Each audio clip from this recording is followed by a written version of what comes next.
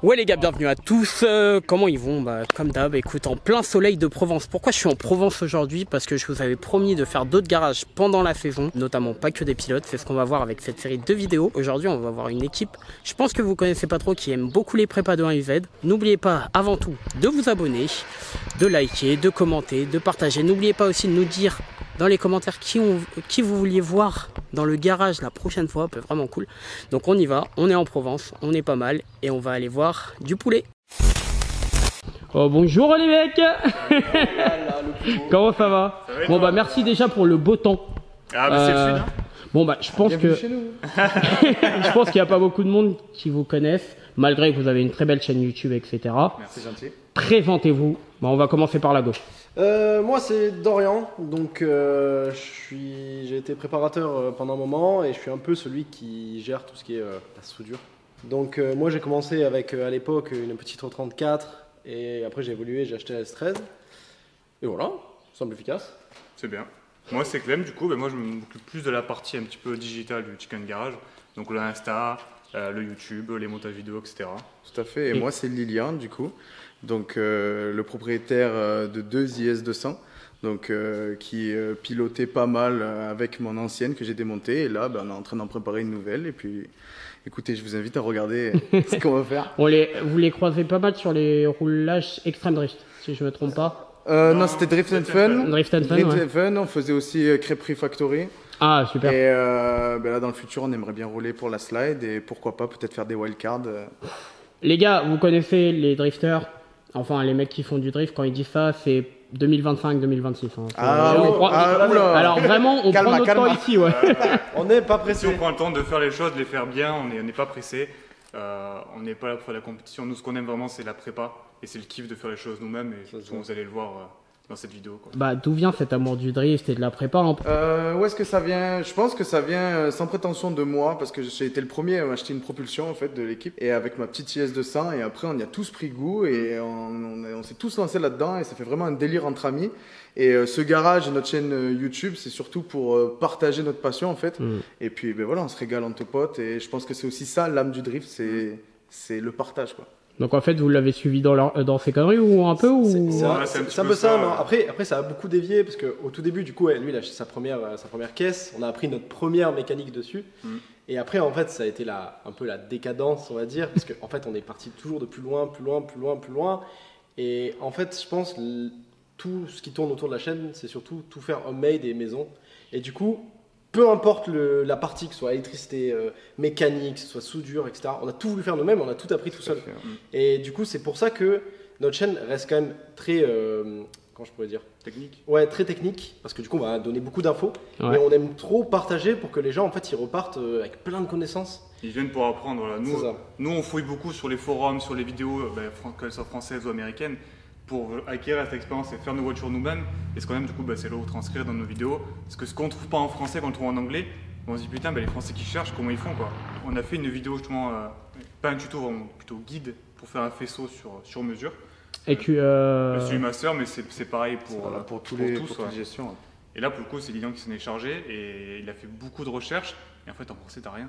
Ce genre de pince à sertir sert à pouvoir enfiler le câble super facilement et pouvoir sertir super facilement la cosse quoi. Surtout que vous avez une spécialité d'eux-mêmes, puisque vous adorez les japonais, c'est bon, ça on l'a compris. Ça oui, ça on l'a compris.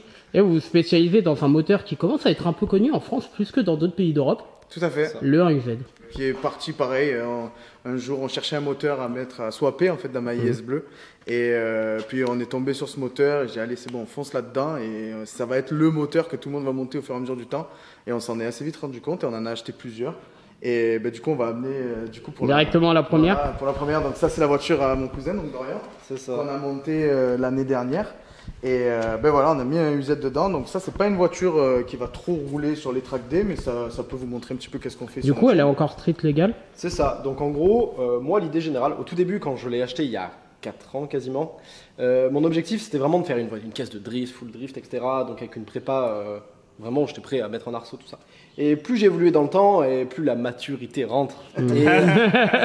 Et au final, je me suis plus penché sur est-ce que je ne ferais pas une caisse, donc vraiment le principe de street légal, rien dans l'abus, tout est propre et tout est fiable surtout. Et du coup, ouais, extérieurement, je vais la laisser toute d'origine. À l'intérieur, tout est d'origine à part le frein à main. Et à part le bloc, en fait, l'objectif c'était vraiment d'avoir une caisse sympa à rouler. Donc pas avec un CA18, avec un V8, parce que je trouvais ça quand même plus drôle. Même si c'était pas le meilleur choix à faire. Mais qu'est-ce que c'est drôle. Après, ça reste japonais. Hein. Alors moi, la question que j'ai à te poser, puisqu'on a parlé un peu en off, est-ce qu'elle est fiable? Pour l'instant, ouais. Pourquoi je dis ça? Parce que là, ça fait... J'ai dû... Franchement... Je dois être pas loin des 1000 km quand même. Ok, quand même. Ah oui. C'est une voiture plaisir en fait. Ouais, voilà, c'est pas ton daily, mais c'est une voiture plaisir. Donc c'est pour te dire, je fais 1000 km et actuellement, j'ai toujours pas d'info de Tempéo. Ok. Et en fait, il faut savoir que je roule, parce que en fait, je connais le bloc, je connais la prépa. Donc alors, il peut m'arriver des soucis. Bon, après, il y a des sécurités sur le calculateur. Mais pour moi, en fait, vu que je suis pas allé dans l'abus, il n'y a pas de turbo en plus. Le bloc, il est d'origine en fait. J'ai jamais ouvert le bloc. Il n'y a aucune raison que ça casse en fait. Hein. Les AUZ, de toute façon, on connaît. Bon, on embrasse Guigui. À part Guigui et Axel François qui lui a cassé parce qu'il a voulu tester la limite de sa caisse à Calmont. Hein. D'ailleurs, qui finit quand même 4ème avec un moteur de 300 000 km fatigué qu'il achète 2 jours avant. La veille, les AUZ, quand on voit des pilotes internationaux, t'en as un qui vient. Hein, ça marche quoi, t'en as un qui vient. En turbo, en montage turbo, ça sort stock 700, 700, 800. Oui, tu peux aller chercher les 800 normalement avec un moteur stock. Hein. Et après, forgé, tu peux. Forgé, c'est illimité. Non, c'est une très bonne base de bloc. Donc en plus, c'est en aluminium. D'ailleurs, l'architecture du moteur est assez petite en fait. On voit que ça rentre. C'est très compact. Ouais, c'est très compact. Et en fait, à la base, Lexus, en fait, ils avaient racheté les plans des moteurs de NASCAR qu'ils avaient produit Toyota. Et c'est comme ça en fait qu'ils ont fait le dérivé pour le sortir donc dans leur grosse berline énorme. Et c'est pour ça qu'en fait, en soi, c'est pas un moteur de course. Hein. Quand on le prend, on le jette dedans. Il y a des arbacams qui sont faits vraiment pour rouler, pour pas consommer faible. Par exemple, ça sert à rien de dépasser 6005 parce que déjà à 5005, il n'y a plus grand chose parce que les arbacams sont au bout. Par contre, c'est un bloc qui est extrêmement bien équilibré. Je le vois surtout sur la mienne. La mienne, j'ai pas de cylinder lock sur le bloc. C'est tout en aluminium. C'est foutu sur le bloc. Le moteur ne bouge pas. En fait, le moteur ne bouge pas. J'ai pas de vibration du moteur. C'est exceptionnel. C'est un bloc qui ne peut pas casser rien que déjà par sa base de conception. Ouais. Après, c'est sûr que si on compare à un LS qui est beaucoup plus sauvage, on va dire, donc là, c'est l'arbacam, etc. C'est américain quoi. C'est très vieux, ça a beaucoup plus de volume. C'est sûr, ça sortira plus de chevaux, mais ça, on va dire, c'est plus confortable. Voilà. Pour un street légal. Et la S13, pourquoi du coup? Pourquoi la S13 Moi, la gueule, j'adore, elle est inimitable. Moi aussi, j'étais. Bon, après, je te cache pas, moi, je suis un peu tuning, même si j'aurais mis quand même un petit kit Origin Lab, mais bon. Alors si tu regardes en haut là. Si tu regardes là-haut. Ouais. Oui, effectivement. Alors, le kit Origin Lab va être monté. Donc en fait, c'est la seule modif que je veux faire. À la base, je voulais vraiment me poser tout le kit complet. Mais étant donné que extérieurement je veux qu'elle soit propre, je vais juste poser donc le Origin Lab Racing Line, donc pare-choc avant, pare-choc arrière, bas de caisse, et ça va s'arrêter là. Parce qu'en fait, un petit béquet ou un petit aileron. Même pas, parce qu'en fait, sinon je vais rentrer dans le tuning. Ouais, dans le tuning. Même si j'adore ça, je suis fan de ça. C'est qu'à un moment, vu que moi je veux le rouler aussi, quand même les week-ends, machin, c'est vraiment ma voiture plaisir. Hein. Là par exemple, vendredi je l'ai pris parce que du coup je vais aller au travail avec. C'est ma voiture plaisir. Et faut pas aller trop dans les extrêmes. Ouais, ça me rappelle un peu la prépa de Tanguy Crims et un peu ce qu'il voulait faire avec. Il passe par là parce que il va pas tarder à passer par là. Voilà quoi, on l'embrasse et puis j'espère qu'un jour il sera derrière notre caméra ou pourquoi pas pour une interview. On revient à vous. Juste Crims, c'est un des mecs qui nous a, moi perso, qui nous a influencé à commencer à faire des vidéos, tu vois. Ok. Voilà. Parce que c'était le premier à se lancer vraiment. Mais totalement, je suis totalement d'accord. Bon, on n'a pas honte de le dire quoi. Non, mais il n'y a pas de honte. Ça fait plaisir. C'est pas parce que, en fait, c'est ce que je reviens tout le temps à dire sur le drift, c'est fait pour tout le monde. Et tout le monde a des raisons différentes de faire du drift. Tanguy Crims c'est souvent boudé parce qu'il a pas fait le CFD, etc. Le drift est fait pour tout le monde. Oui, et ça se rapproche plus de l'approche japonaise. Totalement. C'est pour ça que je trouve que les événements type Crêpe Free Factory, qui font Next Level, etc. Ça, c'est ce qui fait aussi vraiment, je trouve, c'est grâce à ça aussi qu'on peut voir d'autres facettes du drift. En fait, c'est pas forcément la compétition. Moi, personnellement, j'adore le drift. Je suis pas vraiment fan de la compétition. Je sais que je me lancerai jamais dans ça. Par contre, des events comme on avait fait à Andorre,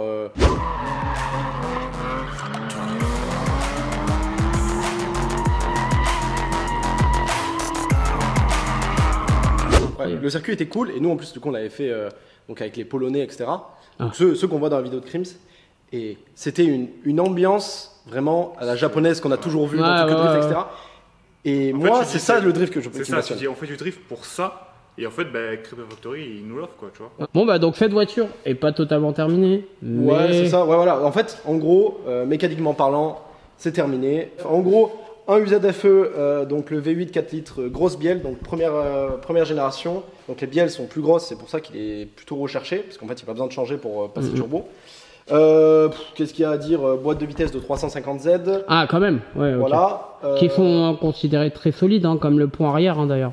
Alors, Lilian, on va venir avec toi. non, sujet sensible. Non, en fait, vous n'êtes pas d'accord? Très solide sur celle de 370. Ah. Celle avant, pas trop, et la mienne encore moins. Du coup. Alors, il y a plusieurs pilotes qui utilisent des ponts de 350 et 370Z. On parlait du DNZ tout à l'heure. Jérémy se la met sur sa Supra, c'est ce qu'il a, 350Z et 360Z. D'ailleurs, c'est le seul pilote des pros qui a pas de Winters. Mais ça marche très bien. Après, moi pont d'origine, etc. Frein à l'avant de Z32. Enfin, j'ai fait les petites modifs. Pas de kit grand angle, rien d'extravagant. Moi aussi. Si, j'ai un travaux complet rotulé. Parce que j'avais acheté ça et que je l'ai monté. Et puis, c'est pas insupportable au roulage. Mais voilà. Après, collecteur inox sur mesure. 4 en 1, ligne inox, qu'est-ce que j'ai fait? J'ai fait tout le piping, le radiateur d'IS200. Très mauvais choix. Très mauvais choix, parce que ça ne passe pas dedans, j'ai dû modifier les longerons, enfin énormément de taf. Pas tout passe dans la S13 du coup. Ouais, ça reste. Avec une disqueuse, tout passe. Hein, oui, c'est ça. Ah. Mais en fait, voilà, arbre de transmission sur mesure, par nous-mêmes. Ok. Donc tout a été fait ici, sauf le carton. C'est ça, voilà. D'accord. D'accord. Ouais, Carto, super cool. du coup, Gamma Speed Shop à Lyon. Donc, oui, bien sûr.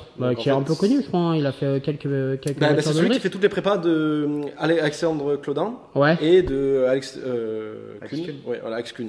Ok. Donc il est spécialisé rotatif. Et du coup, moi en ayant travaillé là-bas, ça a été mon choix, en fait, je l'ai mené. Lilian, donc il avait fait sa carto et on était son premier client, il y a maintenant pas loin de 5 ans.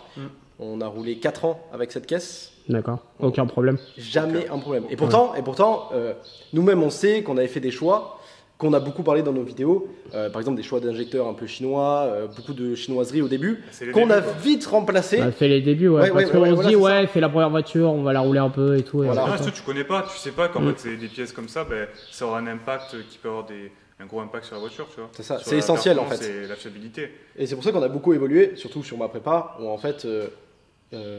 Toutes les erreurs qui ont été faites avant, toutes les erreurs, on a tout réparé. Tu vois, donc ça a servi à toute l'équipe, quoi, vraiment. Lilian, c'est vraiment... le crash test, en fait. C'est le testeur. C'est moi qui ai acheté toutes les pièces en triple parce que la première a été pas bonne, la deuxième était pas bonne, la troisième a été la bonne. Ça m'a coûté cher la première fois. C'est ça, mais après c'est avec les erreurs qu'on apprend. Hein. Puis en fait, ce qui est bien, c'est que vous avez une idée déjà définie de ce que vous allez faire de la voiture avant de la monter. Et ça, c'est vraiment cool. C'est plus important. Ça, en fait, c'est vraiment cool. Et je pense que c'est ce qui aide aussi à la prépa parce que vous savez ce que vous devez faire, etc. Tu poses les bases avant de commencer.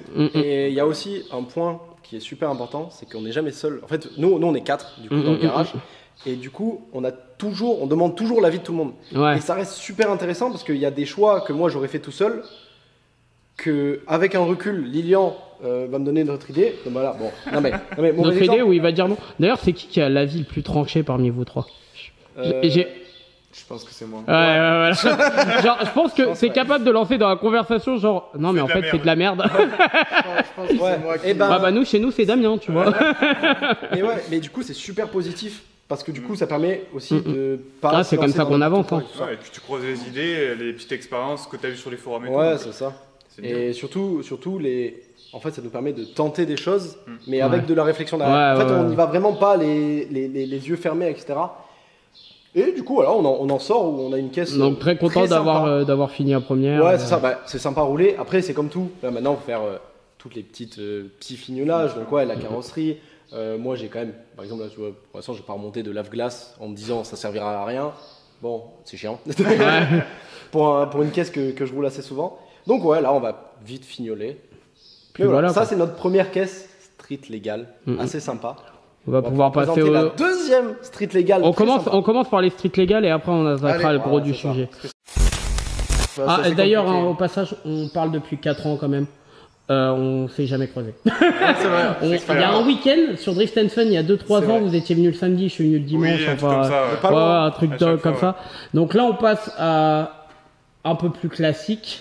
Là, voilà, là on est typiquement sur le swap de base, sur une S13 aussi, donc celle-là est un petit peu plus, on va dire, aboutie au niveau carrosserie, donc c'est celle d'Alex. Et donc là, voilà, donc un swap SR20. SR20, qui a été fait, celui-là par contre dans les règles de l'art, donc on est allé vraiment dans les petits détails au niveau électronique. En fait, on a voulu fiabiliser la chose. Pareil, en fait, un SR20, beaucoup le prennent, le jettent, modifient le faisceau, tout ça. Donc nous, on a eu beaucoup d'embrouilles par rapport à ça. Et en fait, maintenant, on va dire la devise du garage, c'est vaut mieux repartir à neuf que retaper quelque chose qui existe. Donc là, faisceau pareil, c'est là où on a sorti notre vidéo comment faire un faisceau.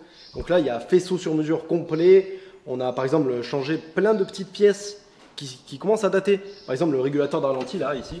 À la base, c'est une pièce on voit que certaines pièces elles font neuves, que d'autres sont ça, ça, par exemple, c'est une pièce de Ford. Je crois que c'est les camions. Crown, en V8, enfin quelque chose qui est beaucoup utilisé, voilà, c'est ça. Mais en fait, on sait que c'est fiable, que ça fonctionne bien, c'est facile à piloter, donc on monte ça. Ici, par exemple, ce qui est le gros problème qui était sur le SR20 718, c'est ce qui s'appelle le CAS. Oui.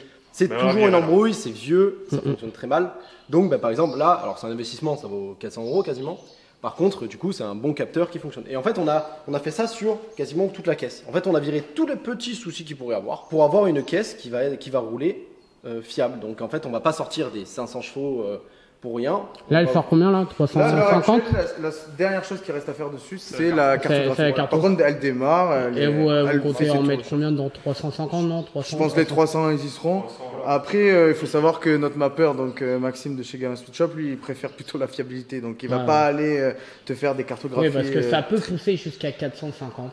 Oui, c'est ça. On l'a vu avec Deleplanque qui roule avec une S14 SR20 et qui a roulé quand même jusqu'à 2021. Et vous savez que le moteur, il a 12 ans. C'est l'ancien SR20 dans l'art. Les SR20 bien montés, c'est fiable.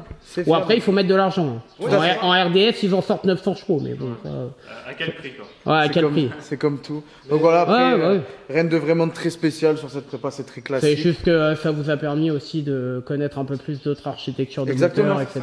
C'est pas trop nos habitudes. Les 4 cylindres. Surtout les blocs Nissan en fait. Ah oui, d'accord. On est plus bloc Toyota. Et on a pu y goûter, franchement c'est pas mal. Donc déjà, on voit un arceau, un arceau NASCAR, bien sûr. AST, bien sûr, je pense qu'il y a un de vos partenaires d'ailleurs. Tout à fait, AST qui nous suit tous les deux avec les mains pour nos prochains châssis. Donc bon voilà, ça c'est ce pourquoi tu es venu. C'est un châssis qui va faire des gros roulages de drift, qui va être équipé d'un 1UZ turbo. Dites-moi pas que c'est pas vrai. Voilà, étonnant, bizarre. D'ailleurs, j'aimerais bien savoir, pourquoi pas le 1UZ en biturbo? Pourquoi pas en biturbo? Parce qu'il faut acheter 2 turbos. Bah ouais, logique. 2 turbos, 2 fois plus de risque de problème. Ouais, de problème, ouais, je comprends. Ouais, mais ça se fait, il y a un Anglais qui l'a fait et il sort plus de 1000 chevaux. Ça marche très bien, hein. Mais c'est comme il dit, même dans beaucoup de prépas. À part ceux qui ont des VQ 35, etc. Alors, biturbo. Le VR38 au Japon, ça se monte en single turbo. La plupart ont Ça ne m'étonne pas, c'est toujours pour une question de fiabilité. Et après 2 turbos, ça permet de les faire un petit peu moins forcés parce qu'on a souvent des plus petits turbos. Mais nous, dans le drift, on préfère monter un plus gros turbo. Force au Gilta qui avait monté un turbo de Scania dans leur AUZ. Tout à fait, mais c'est exactement celui que j'ai acheté. Ah, d'accord, ok. Donc vas-y, désolé, je te laisse continuer. Non, il n'y a pas de souci. Mais écoute, voilà, là, on va faire une prépa, mais là, je veux faire un châssis pour toute ma vie en fait. Donc on met les moyens dans le châssis, le moteur il passera en second plan, mais voilà, tout en gestion ECU Master avec gestion électronique du châssis aussi, donc un PMU. Normalement elle devrait tourner avec du NOS pour l'anti-lag. Et j'ai vu la bouteille traîner là, qui est là-bas et qu'on voit aussi dans vos vidéos et dans vos photos. D'accord. C'est joli, c'est sympa à montrer. Oui, c'est Fast and voilà. Et en fait, ce que je dis au NOS, le NOS est tout à fait légal en compétition. Il faut savoir qu'en Formula Drift, les RTR, avec des blocs quand même qui sont sans alimentation, sur alimentation, ils atteignent 1200 chevaux. Donc, Ben oui.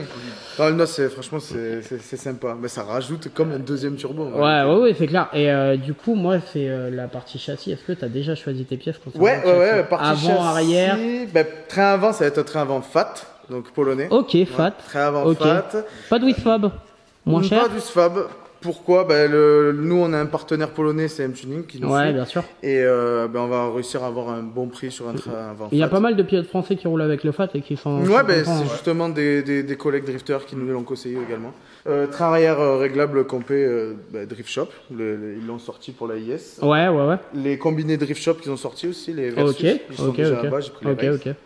Voilà. Après, c'est des trucs, bien sûr, je pense que tu cherches pas forcément de la performance, tu vas pas faire forcément de compétition. On a bien compris que le style du Chicken Garage, c'est les gros events, les courses de montagne, les trucs d'un genre où vous allez vraiment rouler.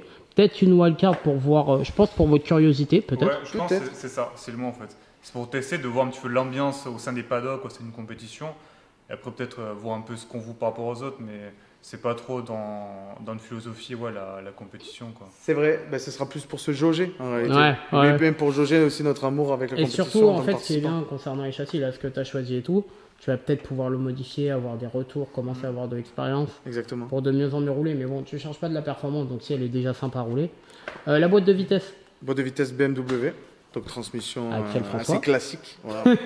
Boîte 5, vraiment après, le classique. classique. Petite histoire du Z sur la Lexus. Je pense que je ne me trompe pas si je dis qu'on a fait la première Lexus IS200 LHD avec un V8 dedans. Quoi. Ah, avant les guitares Ils avaient la RHD. Hein. C'était une RHD, c'était une vraie caisse de piste. Nous, elle était strict légale. Quoi. Bon, après, sans prétention, quoi. Mais on a. Les guitares dans les commentaires, je les vois déjà venir. Moi, c'est très bien, je m'inspire énormément d'eux et je les remercie pour toutes les infos qu'ils m'ont données. Je sais, on en parle beaucoup sur la chaîne, mais vraiment, allez voir on avait fait une vidéo d'eux à Lurcy Lévy. Ouais.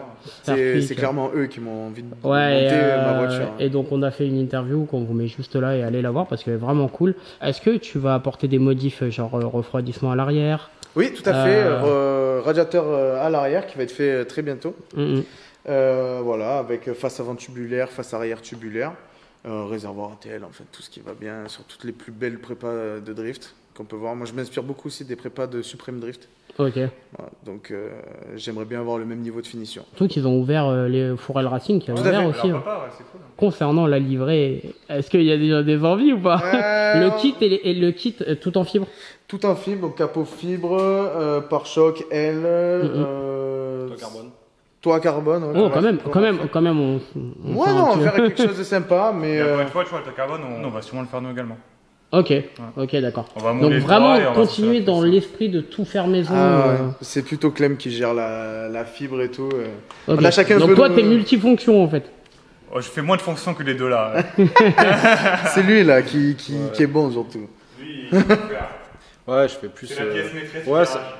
Sans lui, en fait, c'est surtout que moi là-bas, j'avais fait formation tutor, tu vois. Ah oui, d'accord.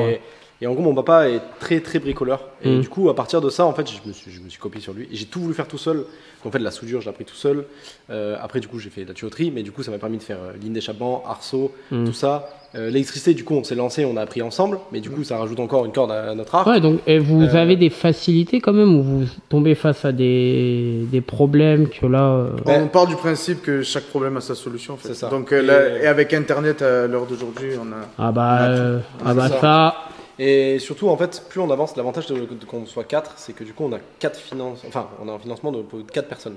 Donc en fait, dès qu'on doit acheter une machine, on l'achète à 4. Et du coup, ça nous permet d'avoir de plus en plus de machines.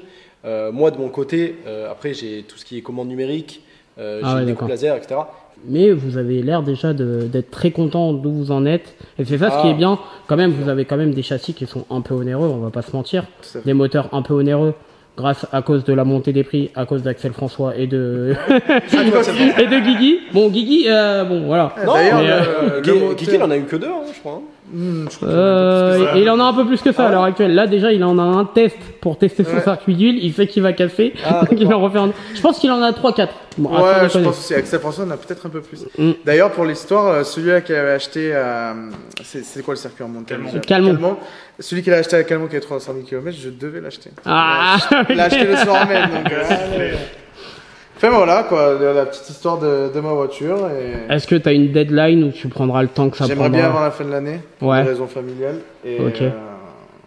ce serait cool. Avant la fin de l'année, avoir un châssis terminé au moins. Le Sur châssis. moteur, il est déjà fiable, c'est celui de mon ancienne voiture. Ouais, ouais, ouais. Donc normalement, il ne devrait pas y avoir de soucis. Même en turbo, même avec. Et tu l'avais mis en turbo? Non, il était Ah. Atmo, mais le passage Ouais, au turbo, ouais, ça devrait aller. ça devrait aller.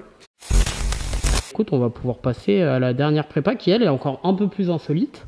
Ouais. Parce que là, c'est le croisement des genres entre Japon et Allemagne. Déjà, Ouais, je vous tout à donne une fait. petite T'en dis année. trop déjà, t'en dis trop. Oula, il est allé trop loin. Bon, là, on est vraiment sur une base nue. Il y a juste l'arceau qui est mis. Ouais. Les barres de NASCAR ne sont pas encore C'est mises. en cours. L'arçon l'a attaqué il y a 2 jours. Ah, ok, d'accord. Donc ça tombe mieux que tu viennes maintenant, au moins tu vois un petit peu. Ouais, ouais, ouais, c'est Le clair. travail qui a été fait, c'est en 3 heures.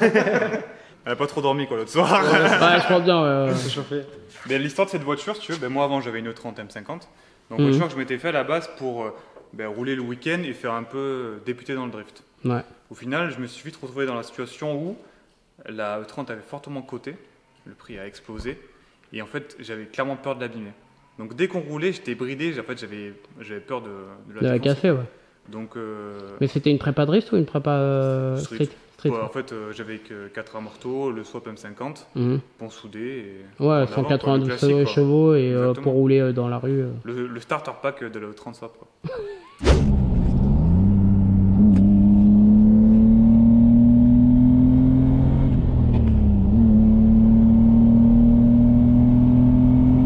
On a fait l'événement à Andorre et moi ça m'a matrixé en fait.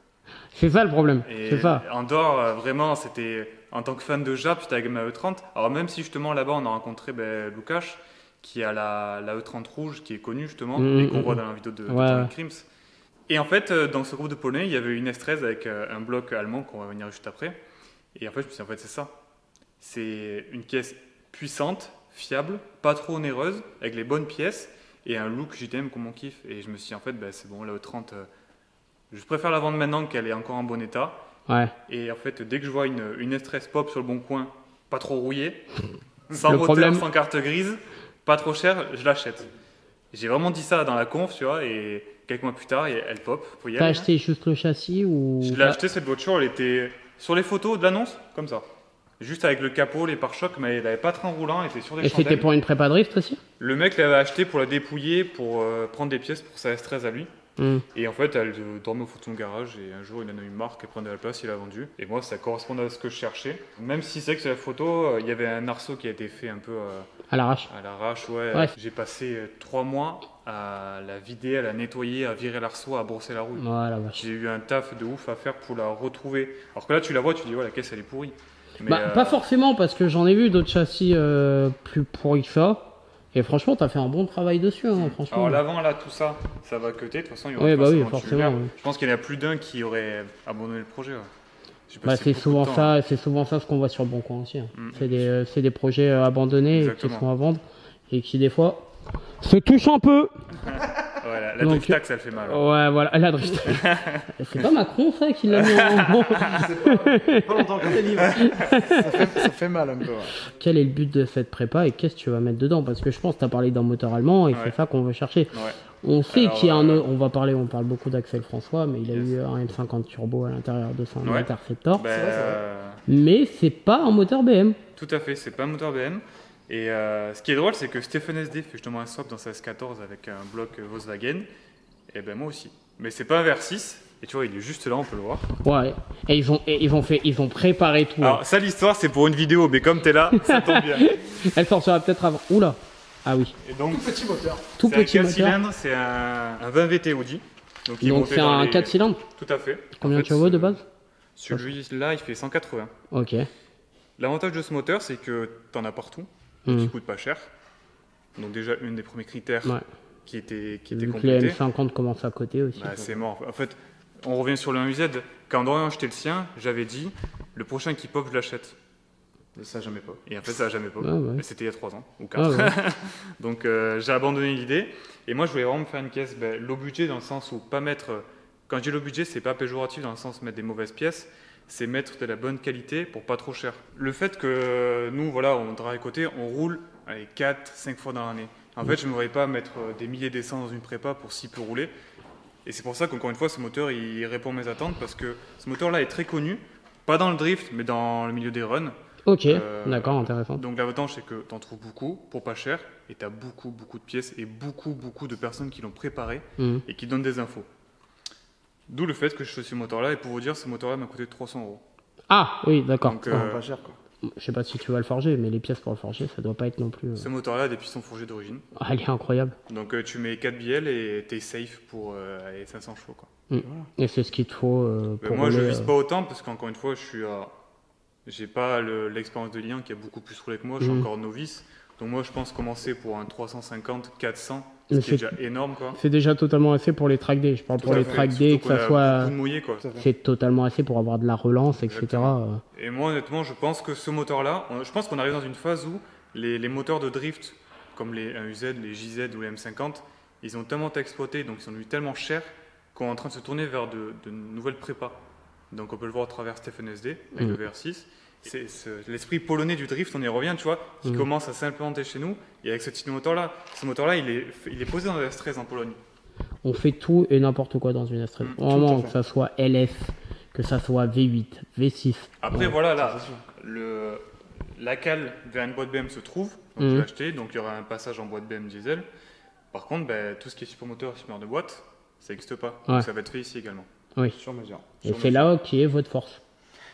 Ouais. C'est lui la force. C'est lui. Tu as beaucoup de poids sur tes épaules. C'est trop. Mais c'est très plaisant parce que à la fin, L'avoir roulé. ça va être incroyable. Ouais. Et puis ouais, comme je disais, on est pas mal équipé. Et puis ça fait, j'aime trop, enfin on aime tous réfléchir. C'est tout bête, mais avoir l'idée, la mettre en place, la faire fonctionner jusqu'au moment où à la fin elle est là et que toutes les personnes qui regardent sont en mode bah ouais, ça s'achète dans le commerce. Alors que du coup on l'a réfléchi, conçu ici, fait la première version, etc. C'est trop intéressant. En fait, c'est comme on dit, c'est une expression que je dis souvent. C'est pas l'arrivée qui compte, c'est le voyage. Ah oui, c'est ça. Et c'est ce que je vois et c'est là où ça se voit que vous prenez du plaisir et que vous en êtes déjà fiers, alors qu'elles sont même pas montées, même pas finies, etc. Bien sûr, c'est un accomplissement de les voir rouler, de leur faire leur premier nuage de fumée, etc. Mais je pense que quand vous arrivez déjà à débloquer des trucs, qu'elles démarrent et tout, c'est... ça fait toujours plaisir, c'est toujours émouvant. Pour l'exemple, par exemple, lui, sa voiture, la première fois, elle a démarré. Donc, il faut savoir que quand on a commencé la première IS 1UZ, qui était bleu, on avait zéro expérience. À tel point où vraiment, une vidange, c'était notre seule compétence.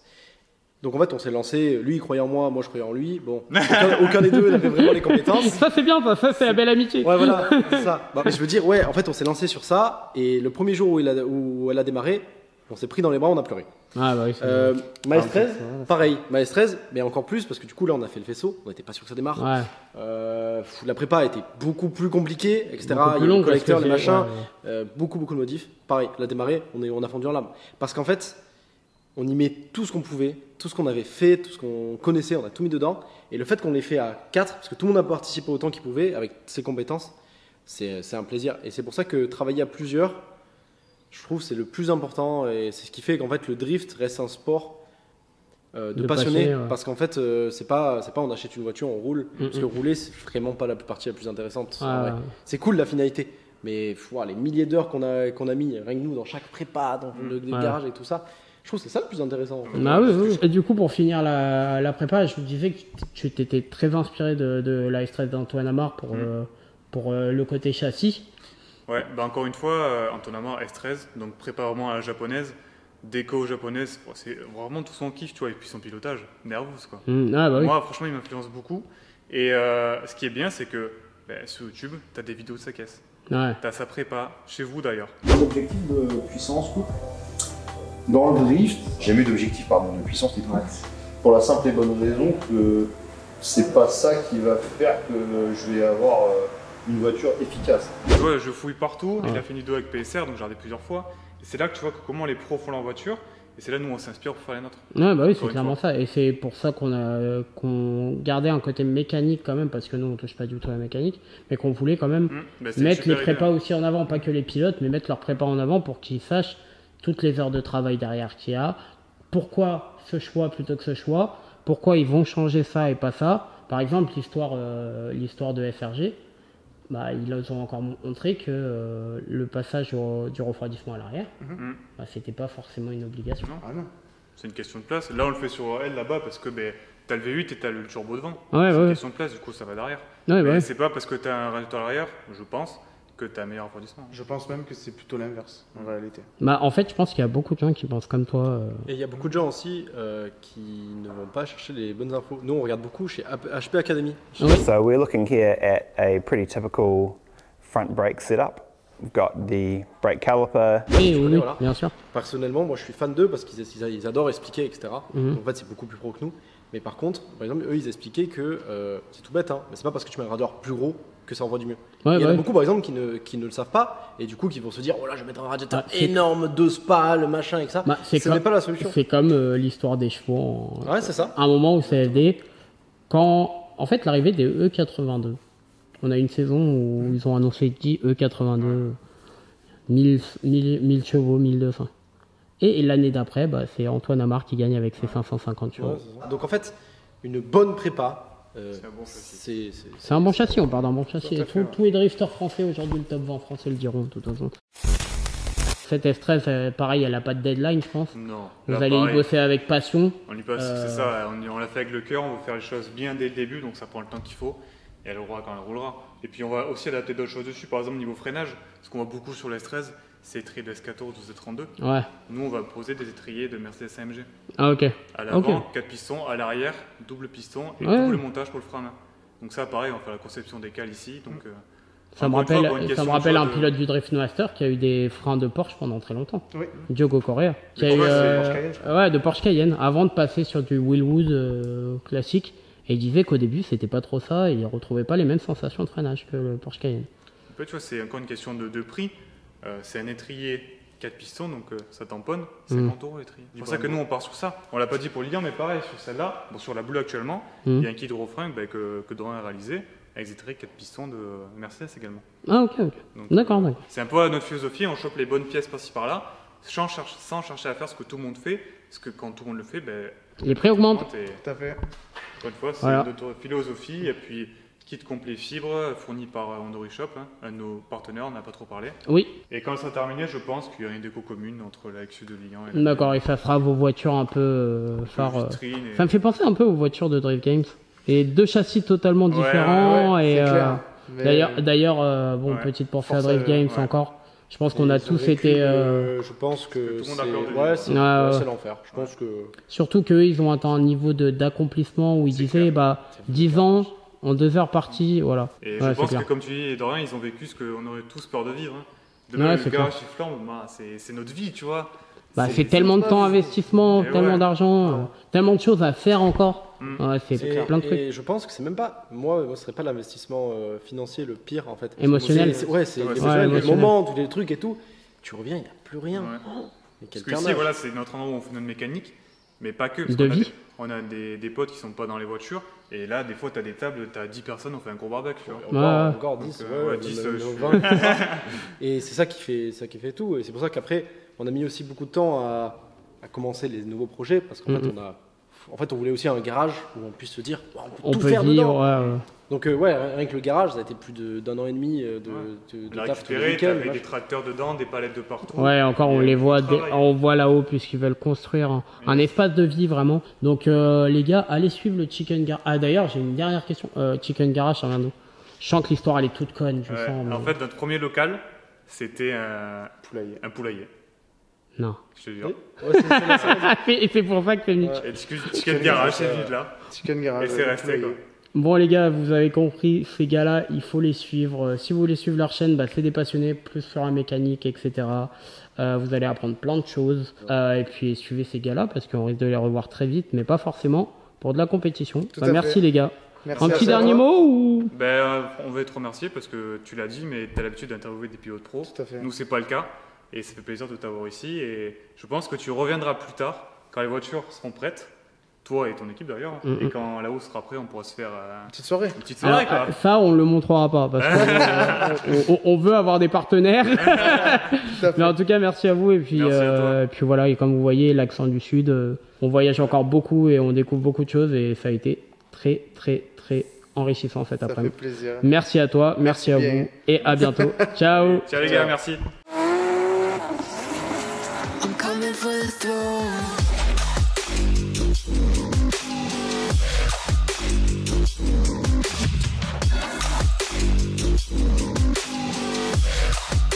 I'm coming for the throne.